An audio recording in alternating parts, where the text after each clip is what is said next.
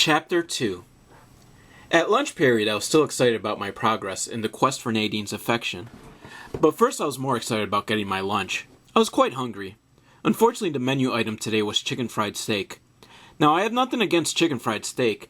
It's just that it was obviously a rehash of yesterday's steak fried chicken, which incidentally tasted neither like chicken nor steak. And I told the lunch lady so. "A rabble-rouser, huh?" was her reply. No, I prefer to think of myself as a rabble avoider. "Sounds like someone wants their free lunch privileges revoked." But I don't even have free lunch privileges to begin with. Without blinking, she grabbed my tray and threw it on the floor. "Then enjoy the 50 cents you spent." That was pretty mean of her, but there was nothing I could do about it. In life, we're all powerless against the lunch ladies of the world. I picked up the remnants of my now tainted lunch and headed to my table at the far end of the cafeteria. The only other person that sat at the table was my best friend by default, Louie.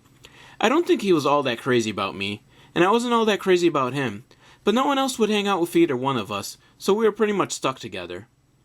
But in a way, Louie did look up to me. That way being the fact that he was of diminutive size. He liked to refer to himself as the black...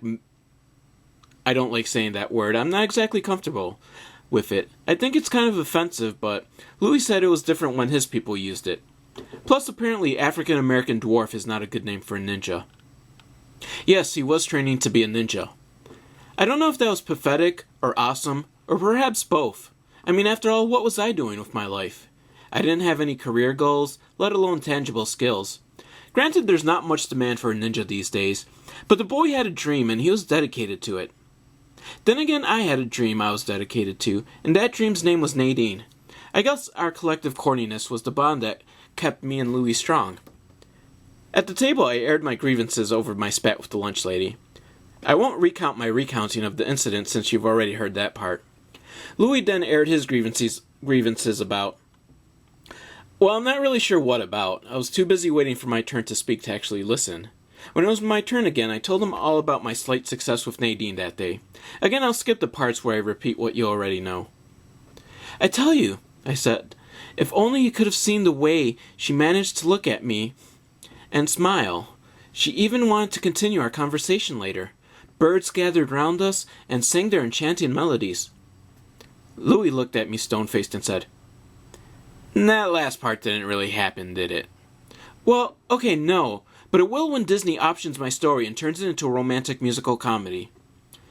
Congratulations. At this rate, you'll go on your first date with her by the time you're 25.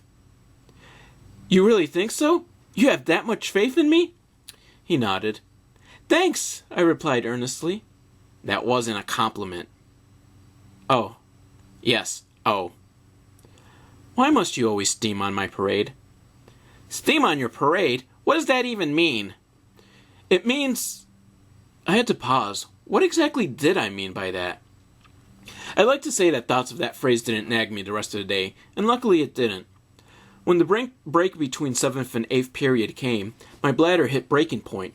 I debated my options. I wasn't a fan of public urinals, mostly because I fear someone will see my dangling participle and laugh so hard, so I hug myself tightly to the urinal. But that increases the chance for splashback. So I maneuver myself into awkward positions. It's really not worth the hassle. With only one period to go, clearly I could suffer until I got home. Except that this time I just couldn't. My only hope would be that no one else was in the bathroom. So I started heading in that direction. Then my heart stopped. I forgot all about the urine in my bladder. 'Cause standing there, bent over, really more than standing, drinking from the water fountain, was Nadine. And there was no one else around, so this time I could speak to her without distraction. I swaggered up to her, well, in as close of an approximation of a swagger as I could muster, and said, "Hi, Nadine." This startled her, and her head raised quickly and culminated in a ridiculous spit take. The water flew from her mouth and landed on me, mostly in the crotch area. "Oh my God, I'm so sorry. And how embarrassing. It now looks like you peed yourself." "That's okay. It provides a good cover story since I really did pee myself." If only that part weren't true. I don't know why I just said that. "Quite all right. It wasn't too lowbrow a joke for me to laugh at." Except it wasn't a joke. I really did pee myself. I don't know why I keep admitting these things to you.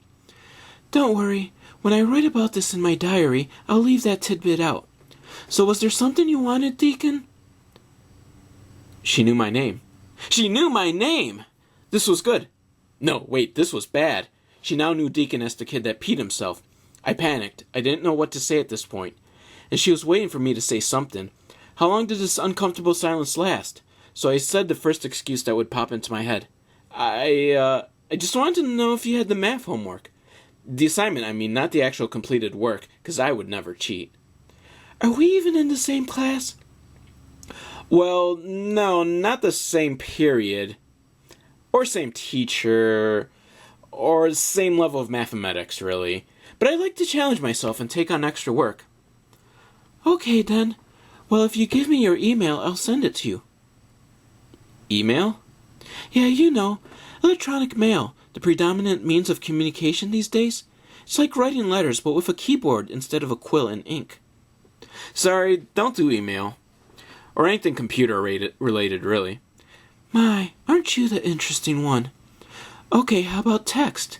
I'm sure this is probably a ruse to steal my digits, so I'll just text you from my brother's phone. I shook my head.